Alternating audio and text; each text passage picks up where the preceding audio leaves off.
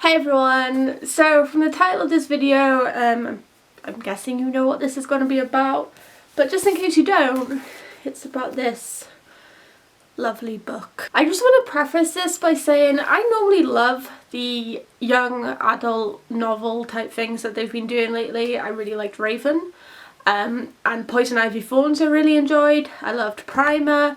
I loved the little stuff like Dear Justice League, which I think was really cute. So I normally really like them.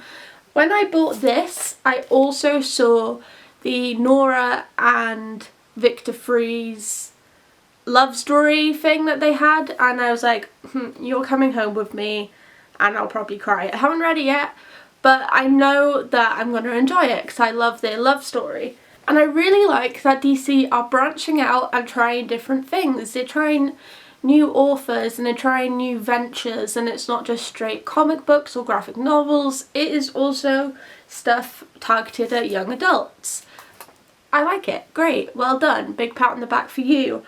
But this I didn't like, and I gotta say, when I bought it I had heard everyone else's criticisms, and maybe that biased me a little bit, I'm going to be honest, but I was determined to find bits I liked, and I did.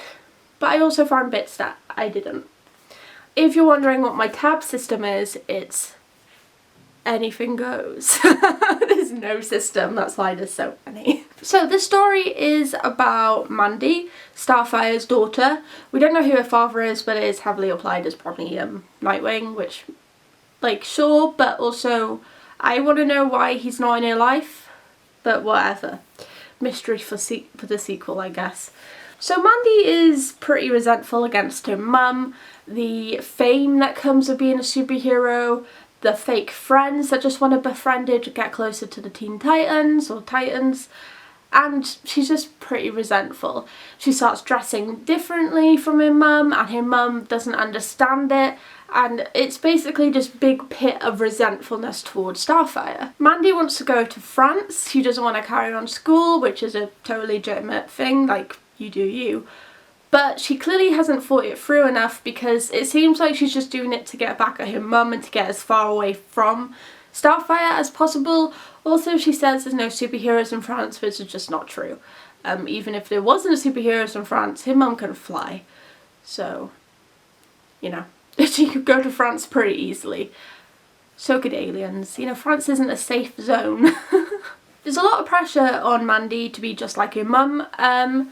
We see that Starfire has been waiting for her powers to come in, if she has powers, and there's been like a no-show every birthday she's been waiting, which is pretty shitty. I will say that's shitty on Starfire for the pressure, but I will also say that she probably doesn't understand the pressure she's putting on Mandy, which is a bit of a 50-50. Like, she should understand it, and she's an alien from a different world that doesn't really get the same concepts as humans. Maybe if they just sat down and talked, this would have been solved. Starfire seems like the type of mum that really fucking loves her daughter, just doesn't really understand teenagers. Like any parent out there, she doesn't understand why Mandy is dressing differently than what she thinks other kids are. Even though this is Mandy expressing herself, Starfire doesn't understand that. Like I said, sit down and talk. Pretty easy. For this duo. In real life it might not be so easy, but for this duo, Starfire would sit and listen. She actually walks out of his sats. I think she has a panic attack. It's not, like, really given to us plainly, but I'm pretty sure she has a panic attack, which makes sense because, like I said, there's so much pressure on her. But the one thing I don't understand is, because of this resentment towards her mum's fame and the fake friends that come with it, she intentionally annoys people at school, like doesn't catch the ball for, I can't remember what they were playing, dodgeball or something? Probably not dodgeball. I can't remember. They were playing a game, doesn't catch the ball, intentionally, like, is rude to people. It's just a lot. There's also the subplot where she's got a love interest who takes pictures with the Teen Titans, and this annoys Mandy because she thinks that's the only reason why this girl will be interested in it. And it's just like, I get that, but talk. literally just talk.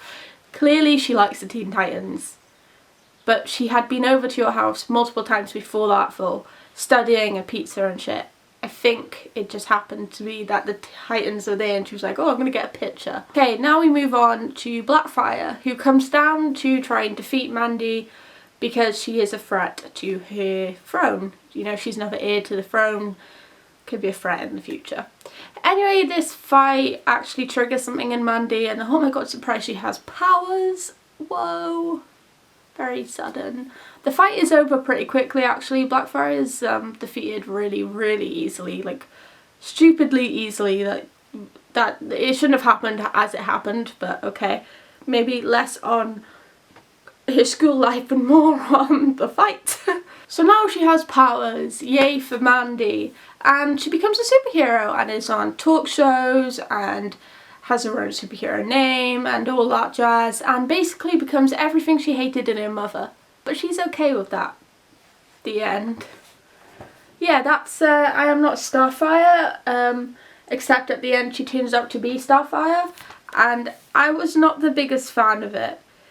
There were certain moments where I'm like, oh okay, it's kind of cute, and then it goes right back to I don't like it.